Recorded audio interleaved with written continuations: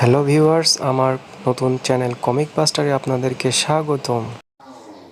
Finally দেখে নিলাম আমি থান্ডারবোল্টস মুভি, এবং এই মুভিটি সবথেকে ভায়োলেন্ট মুভি হয়েছে বর্তমান হিসেবে।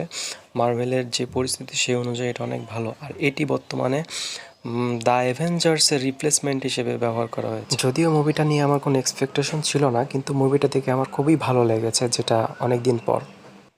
সব থেকে মজার ব্যাপার ছিল এখানে যে হিরোগুলোকে দেখানো হয়েছে তারা আসলে এন্ট্রি হিরো, এবং তারা নিজেরাই নিজেদের প্রবলেম নিয়ে অনেকটা হতাশা ছিল। গাইজ, এই মুভির প্রধান চরিত্রে দেখানো হয়েছে এলোনা বেলোভাকে। সে ব্ল্যাক উইডোর বোন।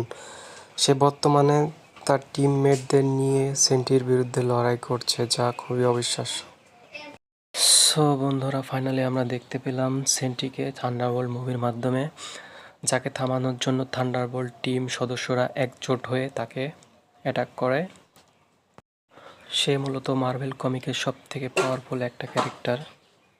মুভিতে সব থেকে ইন্টারেস্টিং ক্যারেক্টার ছিল হচ্ছে জন ওয়াকার, কারণ ফ্যালকন অ্যান্ড দ্য উইন্টার সোলজারে তাকে সব থেকে হেটেড ক্যারেক্টার হিসেবে দেখানো হয়েছিল, কিন্তু এই মুভিতে সব থেকে ভালো হিসেবে দেখানো হয়েছে। সে প্রমাণ করে দিয়েছে ভালো স্ক্রিপ্ট পেলে সেও ভালো কিছু করে দেখাতে পারবে। ওকে বন্ধুরা, এরকম আরও অনেক ভিডিও পেতে আমার চ্যানেলটিকে সাবস্ক্রাইব করবেন। Thanks for watching this video. ভালো থাকবেন। আল্লাহ হাফেজ।